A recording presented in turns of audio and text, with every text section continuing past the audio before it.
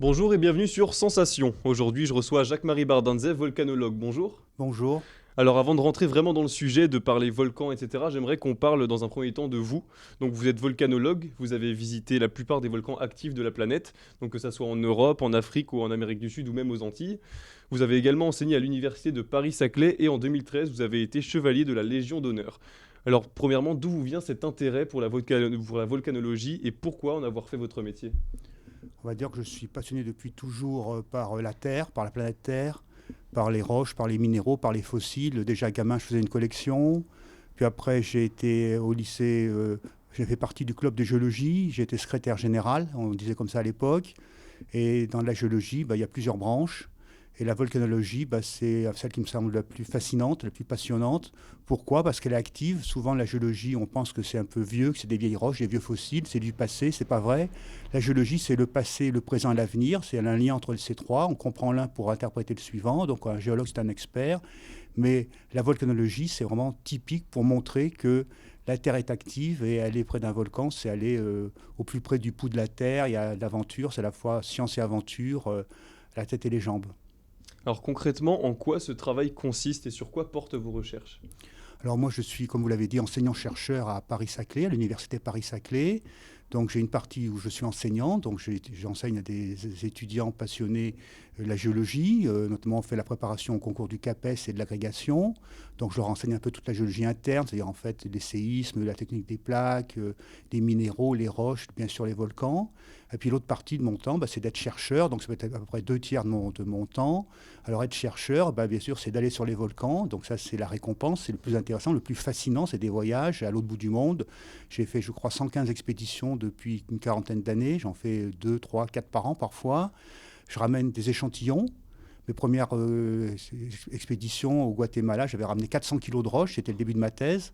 Et après, donc, c'est du travail en laboratoire, d'études de minéraux, de roches, de chimie, pour essayer d'estimer des températures, des pressions, faire de la thermodynamique.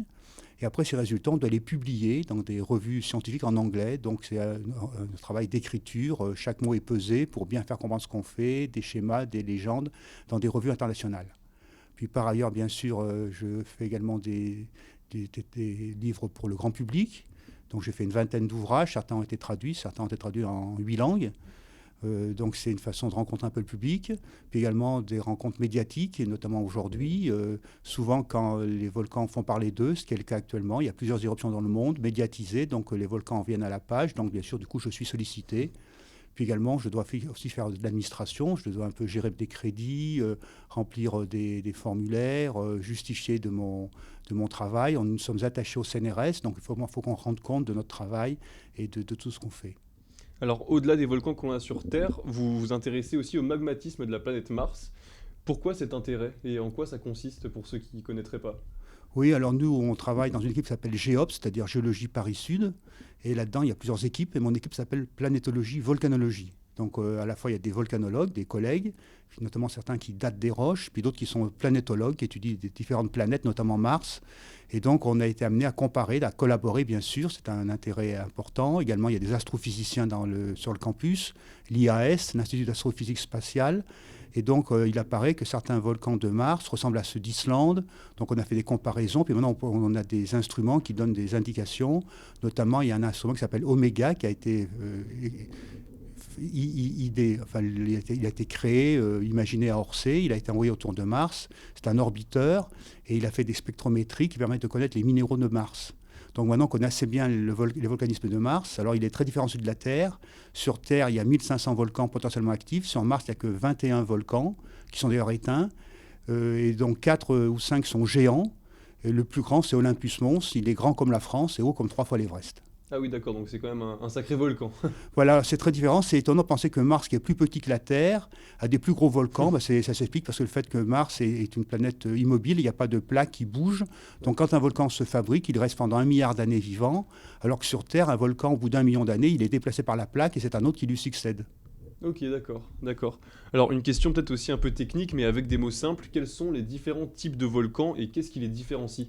Par exemple, comment ça se fait que le piton de la Fournaise à La Réunion recrache lui de la lave et pendant une longue durée, alors qu'à côté il y a la soufrière de Saint-Vincent qui lui recrache surtout des gaz et de la fumée? Alors on va dire qu'il y a différents types d'éruptions. Il y a des volcans qui font toujours le même type d'éruption. Certains volcans varient d'éruption d'une fois sur l'autre. Alors c'est vrai que les exemples que vous citez sont typiques. La Fournaise à la Réunion, le piton de la Fournaise est un volcan lavique. On dit qu'il est effusif. Il libère de la lave très fluide qui coule donc en général dans un cratère en forme d'amphithéâtre qui s'appelle l'enclos. Donc a priori, il ne présente pas de danger. Bien sûr, il est surveillé par l'observatoire sur place et par les gens qui le gèrent. Alors que la soufrière de Saint-Vincent, c'est l'arc des Antilles, donc c'est différent comme contexte, et donc c'est projette des cendres qui actuellement recouvrent l'île, ce qu'on appelle des nuées ardentes, c'est-à-dire des nuages brûlants de gaz et de cendres. Alors pourquoi ? Ce n'est pas le même contexte par rapport aux plaques, justement. Les Antilles, c'est ce qu'on appelle un arc volcanique, donc c'est une plaque qui plonge sous l'autre, la plaque atlantique qui plonge sous la plaque Caraïbe, donc ça fait des volcans, et c'est une subduction de l'un sous l'autre. Et puis également, à La Réunion, c'est au contraire un volcan qui est intraplaque, qui est au milieu d'une plaque, la plaque de l'océan Indien, et donc qui est différent, donc ce qu'on appelle un point chaud. Donc ce n'est pas les mêmes logiques, ce n'est pas les mêmes taux de fusion, ce n'est pas les mêmes chimismes, ce n'est pas les mêmes températures, donc tout est différent. Et lequel type est le plus dangereux ? Alors bien sûr, le volcan explosif est plus dangereux parce qu'il projette des cendres en hauteur qui retombent très loin. Actuellement, on va dire que l'île de Saint-Vincent est en grande partie recouverte de cendres. On parle même de catastrophe écologique. Alors on a pu évacuer les gens. Il y a à peu près 15-20 000 personnes qui ont été évacuées sur les 110 000 habitants. Mais on parle de catastrophe écologique et catastrophe agricole parce que les récoltes ont été recouvertes de cendres. Elles sont saccagées, elles sont perdues. Donc c'est un pays qui est plutôt pauvre.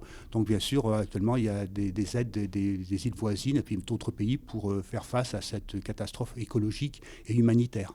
Et vous, justement, est-ce qu'il y a un type de volcan qui vous intéresse plus ou qui vous passionne plus ?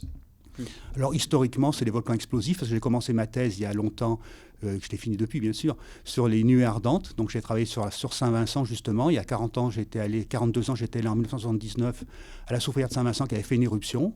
Donc 42 ans plus tard, elle en fait une autre. J'avais travaillé également sur la montagne Pelée, sur les volcans d'Amérique centrale, au Guatemala, au Costa Rica, en Indonésie, au Merapi. J'avais fait une thèse sur les nuées ardentes, qui est à l'époque assez mal connue. Et donc, c'est un petit peu le début de ma carrière scientifique. Et bien sûr, c'est toujours mes volcans, on va dire, préférés, favoris, parce que c'est toujours ceux-là qui me fascinent. Mais j'aime bien les autres que j'ai aussi visités. Et maintenant, effectivement, tous les volcans m'intéressent, bien sûr.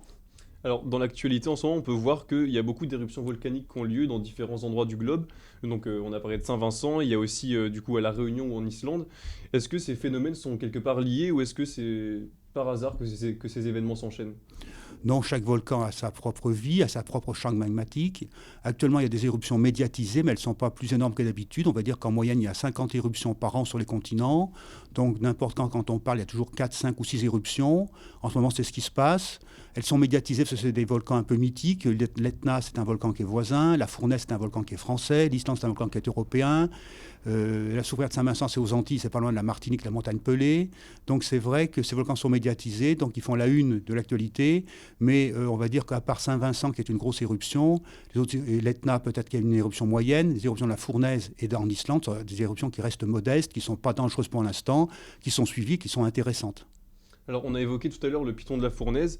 Récemment, il y a 2 jeunes âgés d'une vingtaine d'années qui ont été retrouvés sans vie après être partis en randonnée justement pour sans doute aller voir une éruption.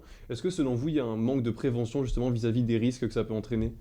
Alors on n'a pas vraiment beaucoup de détails. Il y a d'abord respect à ces 2 jeunes qui sont morts. Bien sûr, c'est une catastrophe, c'est une grande peine pour tous. On n'a pas de détails. En principe, quand il y a une éruption, la partie qu'on appelle l'enclos est interdite. Le préfet donne des directives dans ce sens-là, suite au conseil de l'Observatoire. Donc, si j'ai bien compris, ces jeunes étaient dans l'enclos, donc en fait, ils étaient dans un endroit qui était déconseillé. Donc, effectivement, ils ont été surpris, on pense peut-être par le mauvais temps, il faisait mauvais, ils se sont peut-être perdus, ils sont peut-être trouvés dans un creux où des gaz se sont accumulés, donc ils seraient probablement asphyxiés. Puis en plus, il faisait très chaud, donc voilà, on pense ce qui s'est passé. En tout cas, respect à la mémoire de ces jeunes, et puis prudence à tous. Alors du coup, un sujet un peu plus joyeux, vous, quel est votre meilleur souvenir dans vos expéditions ? Toutes sont bien, on pense souvent à la première et à la dernière. Donc la première, c'était le Guatemala, c'était en 1978, j'avais 25 ans, j'étais tout jeuneau. C'était une des premières fois que je prenais l'avion. À l'époque, on ne prenait pas l'avion facilement. Les jeunes, maintenant, prennent l'avion très tôt. Ma fille a pris l'avion elle a quelques mois. Maintenant, avant, autrefois, ce n'était pas ça. Donc je pars au Guatemala, c'est un pays peu connu, 3 volcans actifs, le Pacaya qui fait des laves, le Fuego qui fait des cendres, le Santiago qui fait des nuées ardentes. Pourquoi 3 volcans aussi proches, aussi différents ? Je reste 5 semaines, je ramène 400 kilos de roches et c'est le début de ma thèse d'état pour répondre à cette question. Puis ma dernière expédition, c'était sur l'Etna assez récemment. il y a un mois, il s'était réveillé depuis le mois de février et il faisait des paroxysmes tous les quelques jours, des paroxysmes assez impressionnants. C'était des fontaines de lave qui montaient à plusieurs centaines de mètres de hauteur, surmontaient d'un panache de cendres qui montait à plusieurs kilomètres, qui retombait aux environs. Parfois, l'aéroport de Catane était fermé. Donc, je suis allé expertiser. J'ai pu assister à 3 paroxysmes à la suite, fin février, début mars. Donc des beaux souvenirs.